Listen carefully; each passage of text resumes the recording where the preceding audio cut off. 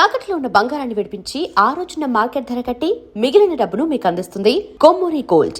లాభంగా రండి సినిమా గురించి, అందులో ఒక క్యారెక్టర్ గురించి నాది సీరియస్ క్వశ్చనే. అంటే మీరు మీ ఎక్స్పీరియన్స్ మొత్తం చెప్పాలి ఆ క్యారెక్టర్ గురించి. ఇలా ముగ్గురు జాబ్స్ పోయిన తర్వాత బెంగళూరులో నాకు ఒక రిచ్ ఫ్రెండ్ ఉన్నారని చెప్పి ఒక ఫ్రెండ్ దగ్గరికి పోతాడు. ఆ ఫ్రెండ్ ఎవరంటే రవితేజ గారు. చాలా చిన్న క్యారెక్టర్, అంటే అప్పటికి ఇంకా ఆయన హీరోగా ఎస్టాబ్లిష్ అవ్వలేదు. అంత చిన్న క్యారెక్టర్ చేసిన రవితేజ గారు తర్వాత కాలంలో ఇప్పుడు మాస్ మహారాజా అయిపోయారు. సో ఆ టైంలో ఎలా ఉండేవారు ఆయన? అసలు జోయిల్గా ఇప్పుడు ఎలా ఉంటున్నాడు స్క్రీన్ మీద ఆయన రియల్ లైఫ్ కూడా అదేనండి సార్. అసలు ఈగోగా ఉండటం కానీ లేకపోతే మాట్లాడకుండా స్టైలిష్గా ఉండటం అదేమి లేదండి. అది ఇప్పుడు కూడా అప్పుడు ఎలా ఉన్నాడు ఆయన, ఇప్పుడు అలా ఉన్నాడు సార్. అంటే చాలా జోయిల్గా ఉంటాడు సార్ మనిషి. సెట్లోకి వస్తానే అలా భుజమే చేసే అలా ఉంటాడు. ఇప్పటికీ అప్పుడు ఎలా ఉన్నాడు, ఇప్పుడు ఎలా ఉన్నాడు. ప్లస్ ఆ క్యారెక్టర్ ఆయనకి చాలా ప్లస్ అయింది. ఎందుకు ప్లస్ అయిందంటే సార్, సమాజంలో 70% వాళ్ళే ఉన్నారు. అవతల వాళ్ళని మోసం చేసి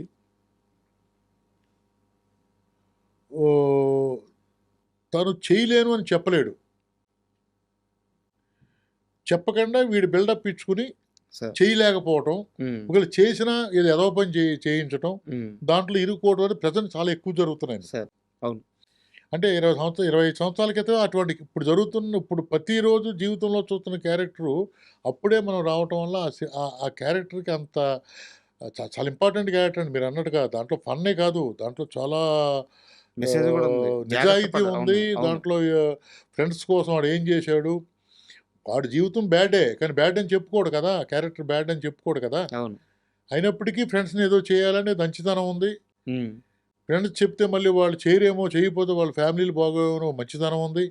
ఇలాగా దాంట్లో కూడా ఇంపార్టెంట్ క్యారెక్టర్ కాబట్టి ఆ క్యారెక్టర్ని బాగా రిసీవ్ చేసుకున్నారు. అంటే ఎందుకు అంత పర్టికులర్గా అడిగానంటే, నిన్న ఈ ఇంటర్వ్యూ కోసం మళ్ళీ నేను ఒకసారి సినిమా చూస్తున్నాను. నా కొడుకు చూస్తా, నా కొడుకు గుర్తుపట్టాడు, ఈయన అంత పెద్ద హీరో కదా, అంటే వాడికి ఆ వెనక జర్నీ అంతా తెలియదు, చిన్న వయసు. ఈయన అంత పెద్ద హీరో కదా, ఈయనేంది పోలీసులు కొడుతున్నారు, కాలుతో కొడుతున్నారు రవితేజ గారిని, చాలా పెద్ద హీరో కదా అని చెప్పి అడుగుతున్నాడు వాడు. అడిగినప్పుడు నాకు నిజంగా అనిపించింది, ఎక్కడ చిన్న చిన్న క్యారెక్టర్లు, ఎక్కడ మాస్ సినిమాలు, ఎక్కడ మాస్ మహారాజా. అవునండి, కానీ ఇది వెరీ గుడ్ పర్సన్ అండి. ఆయన మాత్రం చాలా ఇప్పటికీ చాలా గౌరవంగా ఉంటాడు, జోయల్గా ఉంటాడు. సెట్లో చాలా జోయల్గా ఉంటాడు ఆయన సార్. అండ్ కోవై సరళ గారిది అండ్ బ్రహ్మానందం గారిది ఫైట్ మొత్తం ఒకే సింగిల్ షాట్లో ఉంటుంది. అవునండి, బయట అంతా సింగిల్ షాట్ ఉంటుంది, లోపల సింగిల్ షాట్, మళ్ళీ బయటకు వచ్చిన తర్వాత సింగిల్ షాట్ ఉంటుంది. అవును. అసలు ఇప్పటికీ కూడా అసలు అది భయంకరమైన కామెడీ, కింద పడి దొల్లి నవ్వుతాం అనమాట. సో ఎలా హ్యాండిల్ చేశారు ఆ రోజు? సార్ అది రావటానికి మాత్రం వాళ్ళిద్దరు కష్టం అండి సార్. యాక్చువల్గా సార్ అది మన బ్రీతింగు, టైమింగు, ఒకసారి చేస్తే అలసిపోయి రెండోసారి చేయలేం అనుకునే, ఇప్పుడు హీరో అనుకోండి సార్, బాగాలేదు అంటే రెండోసారి, మూడోసారి, నాలుగోసారి, 10 సార్లు లేదు 1 మోర్ చేద్దాం సార్ అంటారు. ఇప్పుడు కామెడీ చేసి ఆర్టిస్టులు జనరల్గా సరిపోతులే మేము చేసాం కదా అనుకుంటారు, కానీ దానికి మాత్రం చెప్పాలండి, ఇద్దరికీ హ్యాట్స్ ఆఫ్ అండి. బ్రహ్మానందం గారు ఫస్ట్ చేసారండి వాళ్ళు సార్. సీన్స్ చదివాను, ఇలా ఉన్నాయా ఇలా ఉన్నాయా, ఇక్కడి నుంచి స్టార్ట్ అయ్యి ఇలా కట్ అవుద్దని చెప్పాను. చేశారు. చేసిన తర్వాత నాకైతే అది నచ్చలేదు సార్. నా ముఖం చూసి ఏంటి అలా ఉన్నాడు అని అడిగాడు. నాకు అంతగా లేదు, చేస్తే బెటర్గా ఉంటుంది, చెప్పు దాంతో మాట చెప్పు అంటే ఆవిడతో మాట చెప్పు. సరే ఇలా సరే అన్నమాట. ఇద్దరు చూసుకున్నారు, చేద్దాం అనుకున్నారు. ఏం కావాలో చెప్పన్నారు, చెప్పాను. అన్న దాంట్లో సరైన ఇది లేదు, ఏదో చేసేసామన్నట్టుగా ఉంది, నాకు ఇది చేశారు సార్. అంటే ఫస్ట్ సెకండ్ సైడ్ చేయడమే గొప్ప. అంటే మనిషి అలసిపోతాడు కదా. 10 నిమిషాల టైం ఇమ్మన్నారు, ఇచ్చారు, చేశారు. సెకండ్ టైం కూడా నా ముఖం హ్యాపీగా ఓకే అని చెప్పలేకపోయాను. పిలిచాడు, ఏంటి ఓకే చెప్పలేదేంటి అని అన్నాడు.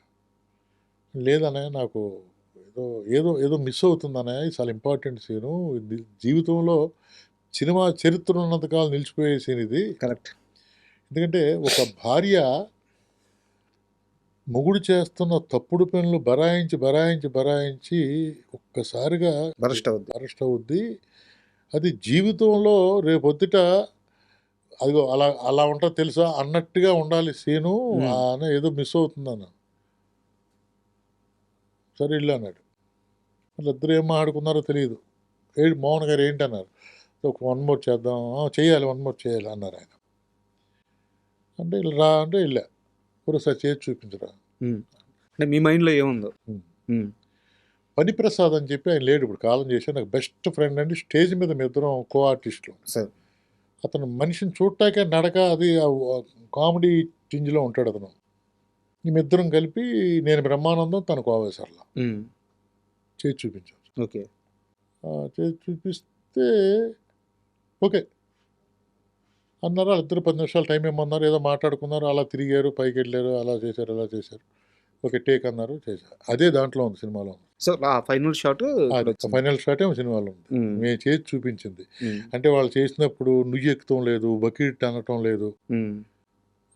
ఇవన్నీ కూడా నేను ఆడు కలిసి ఇలారా ఇక్కడ పైకి ఎక్కుతావు నువ్వు, తన్నేస్తావు, అలా జంప్ చేస్తావు, అదే అడ్డు ఉంటుంది, అడ్డు పట్టుకుంటావు, ఇలా మళ్ళీ కర్ర తీసుకుంటావు, ఇవన్నీ అనుకుని వాళ్ళిద్దరూ ఎస్టీ చేశారండి.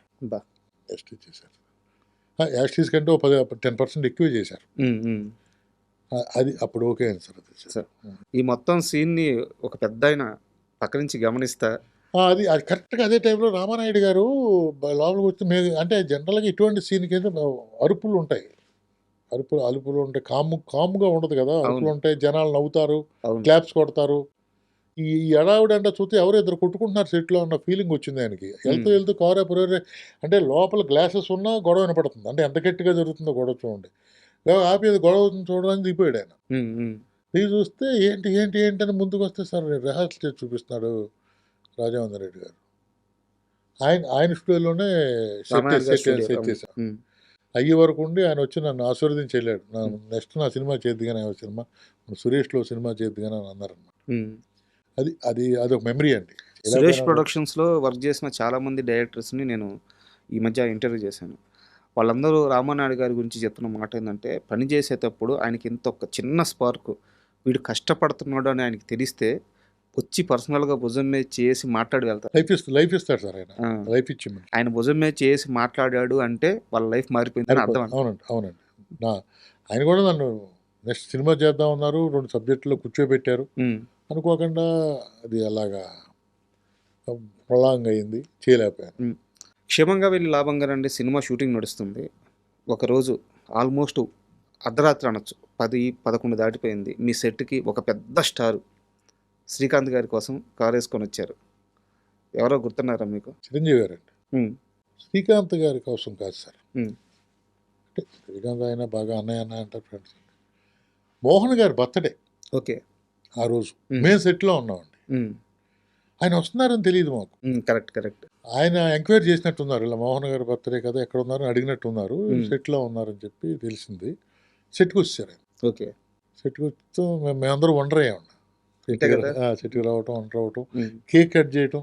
ఆ ఫొటోస్ కూడా ఉన్నాయి మీకు. మొన్న నేను ఫేస్బుక్లో పెట్టా. ఆయన మేము సెట్లో ఉండగా ఆయన వచ్చి మోహన్ గారి కేక్ కట్ చేయటం, నోట్లో మోహన్ గారికి ఆయన కేక్ పెట్టడం, అన్ని కొత్త ఫొటోస్ ఉన్నాయి దగ్గర. చిరంజీవి గారు అంటే ఎందుకు అంత అటాచ్మెంట్? అటాచ్మెంట్ అంటే సార్, చిరంజీవి గారికి అటాచ్మెంట్ ఏముంది సార్, ఆయన హిట్లర్ అనే సినిమా ప్రొడ్యూసరు, పెద్ద ఆయన, గౌరవం ఇవ్వాలి.